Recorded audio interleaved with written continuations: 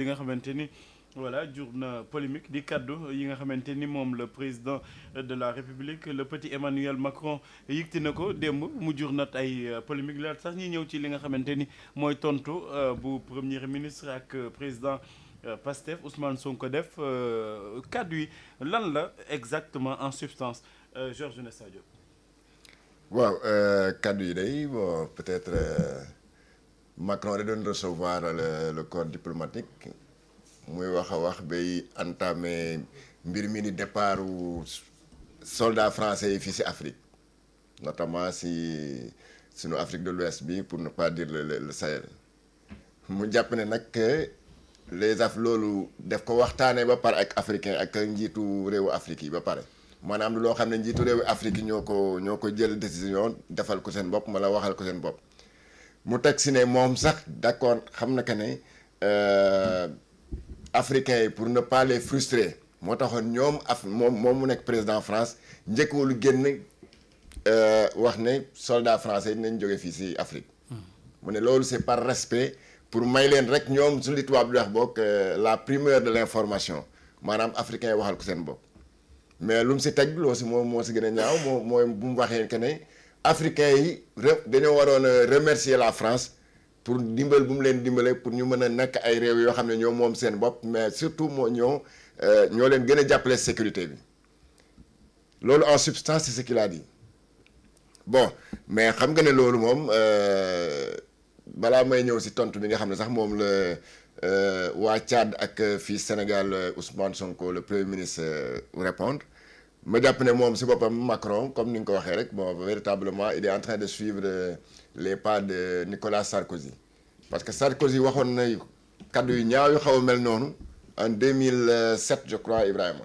bu mu ñëwee fii si Dakar son fameux discours de Dakar bu muy wax que ne l'Africain ou bien l'homme africain n'est pas assez rentré dans l'histoire à l'époque je crois que ça avait soulevé également un tollé ba ay intellectuels africains yu bëri bindoon benn livre pour tontu ko. je crois livre sax ça devait faire ay 417 pages quelque chose comme ça si je me souviens en tout cas livre bi la woon daal intellectuel africain yépp gënoon nañu def livre boobu pour tontu ko mais bi également je pense que du seulement premier Ousmane Sonko ak waa Tchad ministre de la communication Tchad ñoom ñaar laa dégg voilà des affaires étrangères mais yeneen intellectuels africains war nañu def la même chose qu'ils avaient fait pour répondre à Nicolas Sarkozy en 2007 parce que lu mu wax noonu ku ne xam na ne africain lu ñu daj ci France pour France mën a recouvrer sa souveraineté bu dul comme ni ko Ousmane Sonko bu nekkul woon les africains kon ba léegi France xam naa mën na tudd neneen mais en tout cas Allemagne elle sera toujours sous la domination de l'Allemagne donc africains yi mënuñu joxe seen bakkan joxe seen xaalis joxe seen matière première ba pare ñuy naan voilà malgré tout lu ñu def noonu dañu war a remercier la France pour lu ñu defal africains yi. ñu dem déglu ko Georges Nesta ñu ñëwaat. Aux chefs d'État africains de réorganiser notre présence. Comme on est très poli, on leur a laissé la primauté de l'annonce. Mais vous trompez pas, c'est nous qui l'avons. Et parfois il a fallu les pousser. Mais pas parce qu'on est poli, correct et qu'on se réorganise nous-mêmes qu'il faudrait que ce soit retourné contre nous en disant ils sont chassés d'Afrique. Je peux vous dire que dans bien de ces pays, on ne voulait pas enlever l'armée française ou même la réorganiser. Mais on l'a assumé ensemble. C'est ça le partenariat. Et donc oui, nous sommes en train d'ouvrir un partenariat. moo ngi noonu kàddu yi nga doon tënk ci wolof. voilà mais et puis lu mu wax noonu c'est très faux. yow déjà boo fàttaliku déjà en 2010 laa la wax de. Abdoulaye commencé woon na affaire boobu. Abdoulaye à l'époque en 2010 si je me souviens. dafa ne woon sur les 1200 soldats français yu nekk fii Sénégal nañu dem ba mu des ay 300 wala 250. boobu loolu c'était déjà en 2010. donc quand il dit que ñoom waa France ñoo décidé ce départ là mais ça c'est pas la réalité c'est très loin d'être la réalité waxatuma la nag yeneen décisions yi nga xam ne président Diomaye def na déclaration bi fële keroog le 1er décembre bi passé waa Tchad aussi waxi noppi ñoom dañoo xëy rek dàq leen waxatuma la nag dans les états du Sahel comme ay Niger comme ay Burkina Faso wala Mali donc ñooñu la souveraineté africaine ne doit pas se négocier et ne se négociera pas. D'accord. Africain lu ñu daj pour la France mais mbuuru bi daju ko ci fuur bi ay des soldats français ñu jëlee leen ay des africains ñu jëlee leen enrôler leen par force ñu dem xeex à la guerre mondiale. ba pare France waxatuma la di dundee les ressources yoo xam ne Afrique fii lay jógee. Effectivement. mais kon kan moo war a remercier moroomam.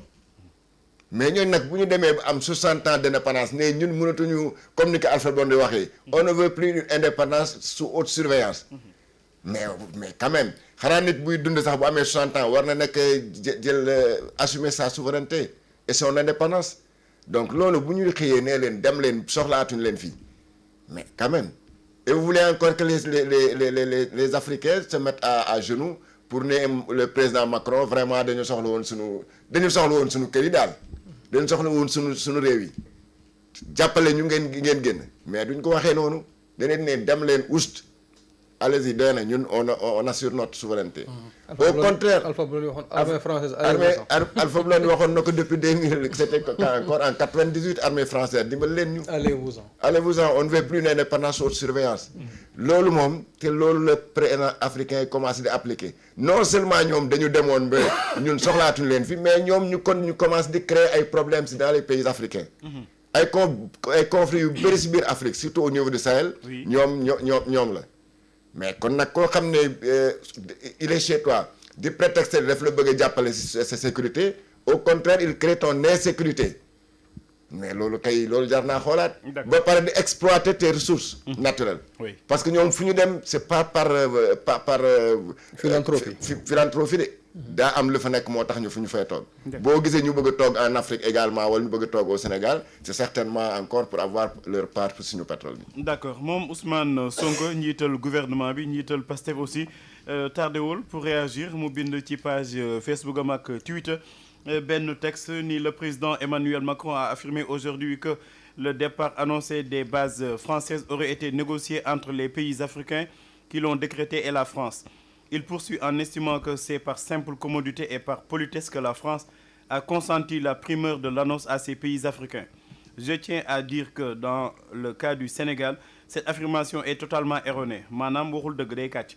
Aucune discussion ou négociation n'a eu lieu à ce jour et la décision prise par le Sénégal découle de sa seule volonté en tant que pays libre, indépendant et souverain. Décision bu Sénégal jël pour dàq armée française fii ci Sénégal ñoom ñoo ko jël ci seen tayeefu bakkan ak ci li nga xamante ne moom bu ñu moom seen bopp. Il déclare enfin qu'aucun pays africain ne serait aujourd'hui souverain si la France ne s'était déployée.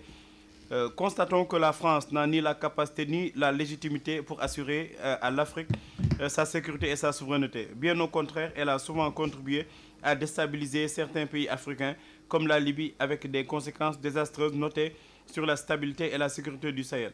C'est enfin le lieu de rappeler au président Macron que si les soldats africains, quelquefois mobilisés de force, maltraités et finalement trahis, ne s'étaient pas déployés lors de la Deuxième Guerre mondiale pour défendre la France, celle-ci peut-être aujourd'hui encore allemande. Maanaam gutong tak dañuy wax waaye duñuy wax waxu bonjour. Alors Ayoba. waaw la réponse est il vient à son heure et c'est bien écrit et quand même mënuñu woon bàyyi de tels propos quand même président français bi tenir ko.